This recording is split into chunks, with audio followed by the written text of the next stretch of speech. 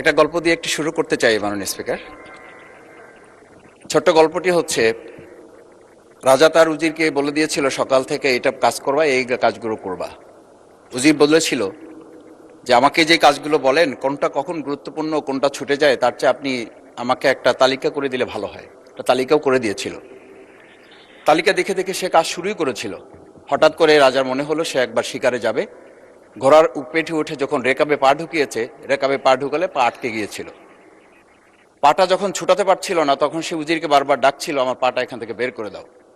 পাটা বের করতে যাচ্ছিল না উজির, কারণ উজির বারবার খুঁজছিল যে তালিকাটা করে দেওয়া হয়েছিল সেই তালিকার মধ্যে পা আটকে গেলে ওটা বের করে দেওয়ার বিধান ওখানে আছে কিনা। শেষ পর্যন্ত রাজার পা আর ওখান থেকে বের করা যায় নাই এবং রাজাকে মুক্ত করা সম্ভব হয় নাই বলে আমরা গল্পে জেনেছি। ঠিক আমার কাছে আজকে সংসদ এরকম একটা গল্পের মতো মনে হয়।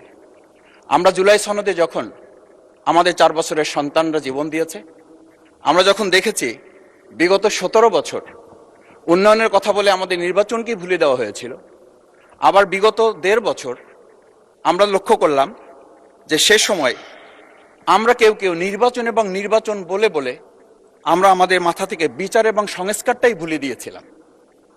আবার এখন এসে আমরা দেখলাম যে আমাদের নখের কালি শুকাতে না শুকাতেই উন্নয়নের কথা বলে আমরা আবার জুলাই সনদটাকেই ভুলে দিতে বসেছি। আমি খুবই বিব্রত হই যে আমাদের সন্তানেরা রাস্তায় দাঁড়িয়ে সেদিন কি প্ল্যাকার্ডে এটা লিখেছিল যে আমরা একটা ফ্যামিলি কার্ডের জন্য আজকে রাস্তায় দাঁড়িয়েছি। সেদিন তারা দাঁড়িয়েছিল, মাননীয় স্পিকার, সেদিন তারা দাঁড়িয়েছিল, লেখা ছিল রাস্তাগুলোতে আমাদের সন্তানেরা বুকে গুলিবিদ্ধ হয়ে পা হারিয়ে চোখ হারিয়ে দাঁড়িয়ে রাস্তা ব্যারিকেড দিয়ে লেখা ছিল রাস্তা সংস্কারের কাজ না, রাষ্ট্র সংস্কারের কাজ চলছে। আমরা যেন সংস্কারের কথাটা মাথায় নিতে পারছি না। আমরা সংস্কারের পরিবর্তে এখন আমরা সংশোধনের দিকে যাচ্ছি। আমরা তো এই সংশোধনীর জন্য আমাদের ছেলেরা, আমাদের তরুণ যুবকরা, আমাদের জনতারা কাজ করে নাই। আমি একটা কথা পরিষ্কার বলি, অ্যামেন্ডমেন্টের জন্য তো শেখ হাসিনাও সেদিন অফার করেছিল 24 ঘন্টা দরজা খোলা আছে, তোমরা সংশোধনের জন্য আসো। সেদিন এই ছাত্র জনতা সংশোধন মেনে নেয়নি, তারা সংস্কারের জন্য কথা বলতে চেয়েছিল। আজকে আমরা সংস্কারটা মাথায় নিতে পারছি না কেন? মাননীয় স্পিকার, আমি আর একটা কথা আপনাকে একটু স্মরণ করানোর জন্য বলছি। আমরা ছোট সময় আমি বাংলায় সাহিত্যে অনার্স করা, আজকে আমাকে আপনি স্নেহের সাথে মাসুদ বলে বলেছেন। আমার সংসদের নাম শফিকুল ইসলাম। এই মাসুদ নামটা যারা একেবারে খুব আমাকে স্নেহ করেন, আদর করেন, তারাই ডাকেন। আমি বাংলার সাথে আমাদের রাষ্ট্রবিজ্ঞানের ছিল, রাষ্ট্রবিজ্ঞানে আমরা ছোট একটা বাক্য পড়েছিলাম, নেসেসিটি নোস নো লস। আমরা এই নেসেসিটিকে আজকে একটা সংবিধানের ধারাবাহিকের মধ্যে আমরা আটকে ফেলেছি। আমরা লাইন খুঁজতেছি, আমরা দাড়ি কমা সেমিকোলন খুঁজতেছি। আমরা আজকে পরিষ্কার একটা কথা বুঝি যে আমাদের এই সংস্কারের প্রয়োজনটা এই কারণে দরকার হয়েছে, এই প্রস্তাবটা এজন্য উত্থিত হয়েছে যে এটা 30 কার্য দিবসের মধ্যে যেখানে করার কথা ছিল সেখানে আমরা খাল খননে গুরুত্ব দিলাম, ফ্যামিলি কার্ডে গুরুত্ব দিলাম, কৃষি কার্ডে গুরুত্ব দিলাম, আমরা আরো অনেক কাজে গুরুত্ব দিলাম। অথচ যেটার জন্য আজকে নির্বাচন করে আমরা এখানে নিজেরা কথা বলার সুযোগ পেলাম, সেই সংস্কার আমরা নজর দিতে পারলাম না কেন? মাননীয় স্পিকার, আমি আর দুটো কথা বলি।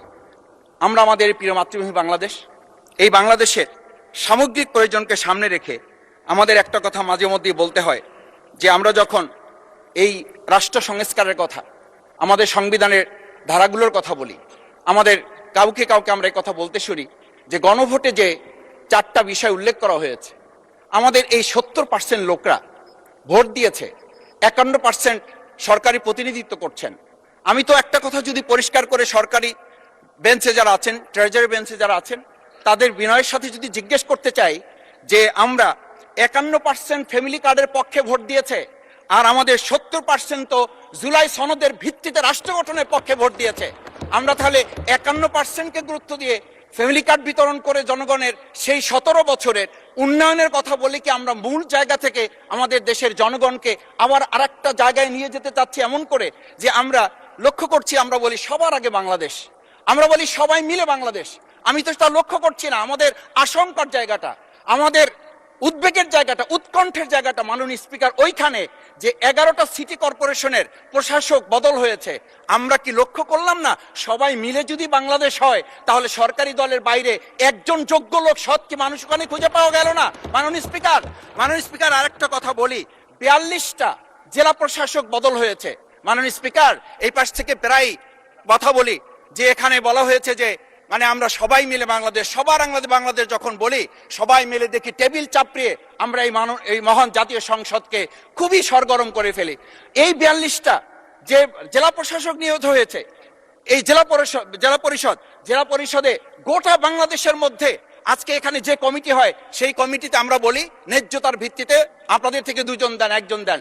মাননীয় স্পিকার, খুবই বিনয়ের সাথে জিজ্ঞেস করি, আমরা কি সেই নতুন বাংলাদেশের দিকে যেতে পেরেছি, যেই বাংলাদেশে এই 42 জন জেলা পরিষদের 1 জন জেলা পরিষদকে আমরা কাউকে খুঁজে বের করতে ওখানে ন্যায্যতার ভিত্তিতে দিতে পারলাম না?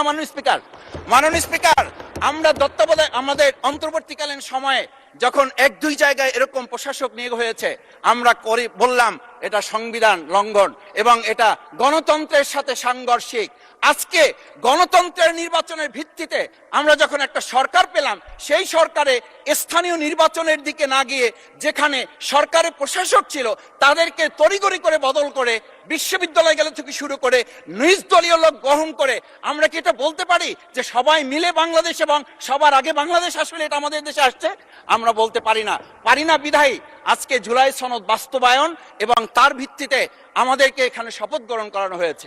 আমাদের এই ট্রেজারি বেঞ্চ থেকে আমাদেরকে বলা হয় এটাই নাকি অবৈধ হয়েছে। অবৈধ একটা কাজ জাতীয় সংসদে আমাদের কাছে কাগজ প্লেস করেছে কে?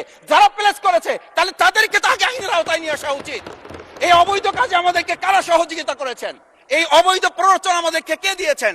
এটা তো আমরা জোর করে কেউকে ঘরের পকেট থেকে আমরা নিয়ে আসি নাই। মাননীয় স্পিকার, আমি তো বাউফল থেকে আমার এই মানে সংস্কারের শপথের জন্য আমি তো কাগজ বাউফল থেকে নিয়ে আসি নাই, এখান থেকে দেওয়া হয়েছে। মাননীয়